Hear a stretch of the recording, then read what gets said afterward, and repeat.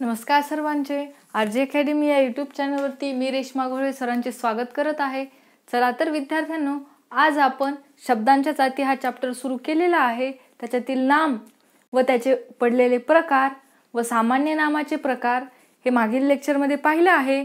तुम्ही जर तो व्हिडिओ पाहिले नसतील तर नक्की पाहून घ्या आणि व्हिडिओ शेवटपर्यंत पहा, म्हणजे तुमचा डाऊट क्लिअर होईल। अर्धवट पाहिल्याने किंवा अर्धवट माहिती घेतल्याने कोणताही डाऊट तुमचा क्लिअर होणार नाहीये। त्यामुळे व्हिडिओ स्किप न करता शेवटपर्यंत अवश्य पहा। चला तर मग विकारी अविकारी नाम त्याचे पडलेले प्रकार आपण मागील भागांमध्ये पाहिलं आहे। शब्दांच्या जाती यावरती आपण या अगोदर 3 लेक्चर घेतलेले आहेत, भाग 1, भाग 2, भाग 3 आणि आजचा आपला भाग 4 आहे।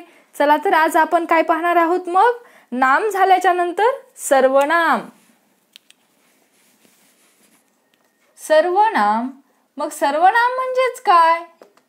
सर्वनाम म्हणजेच त्याची व्याख्या कशी केली जाईल, मग नोट करून घेत चला, वही आणि पेन घेऊन बसत जा, म्हणजे तुम्हाला नंतर रिव्हिजन करायला देखील सोपं जाईल। वाक्यात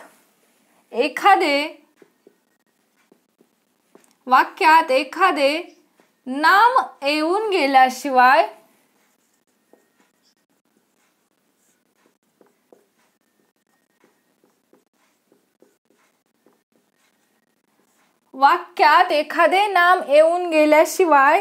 सर्वनाम येत नाही।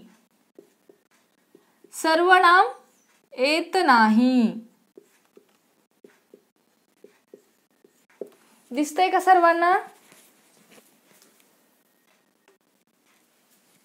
वाक्यात एखादे नाम येऊन गेल्याशिवाय सर्वनाम येत नाही। आपल्याला नाम, सर्वनाम, नामाचे प्रकार तसेच सर्वनामाचे पडलेले प्रकार हे सर्व आलं पाहिजे, म्हणजे आपल्याला पुढील व्याकरण शिकायला आणि समजायला देखील सोपं जाणार आहे।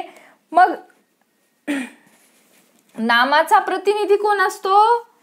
नामाचा प्रतिनिधी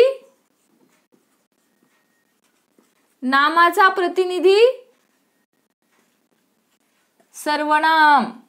नामाचा असतो, काय असतो तर प्रतिनिधी असतो। नामाचा प्रतिनिधी सर्वनाम।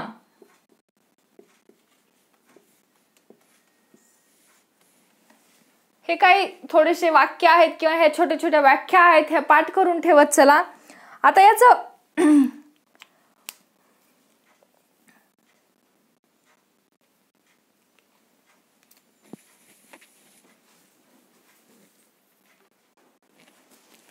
तर सर्वनामांना त्यांचा अर्थ नसतो, तर त्यांना ज्या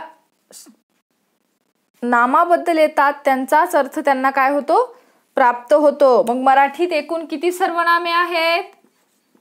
मराठीत एकूण 9 सर्वनामे आहेत। मराठीत एकूण 9 सर्वनामे आहेत। मग ती कोणती? मी, तू, तो, हा, जो, कोण, काय, आपण आणि स्वतः। हे काय आहेत?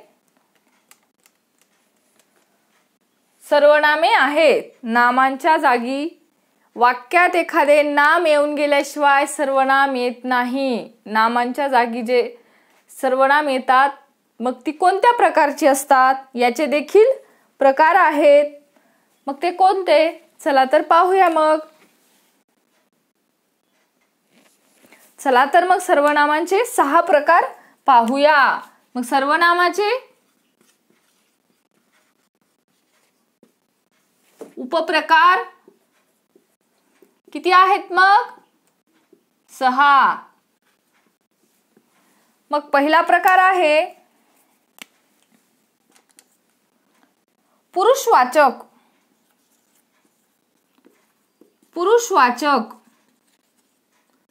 पुरुषवाचक सर्वनाम। दुसरा आहे दर्शक सर्वनामे।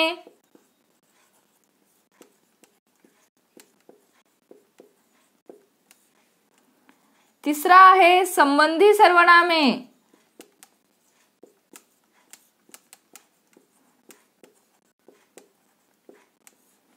चौथा आहे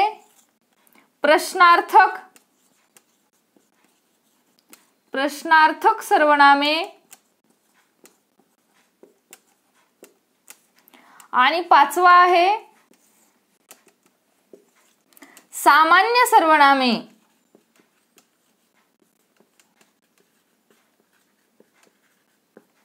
आणि शेवटचा सहावा उपप्रकार आहे आत्मवाचक सर्वनामे। हे काय आहेत तर सर्वनामाचे पडलेले एकूण 6 प्रकार आहेत। पुरुषवाचक, दर्शक, संबंधी, प्रश्नार्थक, सामान्य आणि आत्मवाचक हे सर्वनामाचे पडलेले प्रकार, त्यांच्या व्याख्या आणि पुरुषवाचक सर्वनामे कोणती, दर्शक सर्वनामे कोणती हे आपण नेक्स्टच्या लेक्चरमध्ये पाहणार आहोत। तोपर्यंत व्हिडिओला लाईक करा, चॅनलला सबस्क्राईब करा आणि मित्र आणि मैत्रिणींना व्हिडिओ शेअर करायला विसरू नका। धन्यवाद। भेटूया नेक्स्ट व्हिडिओमध्ये।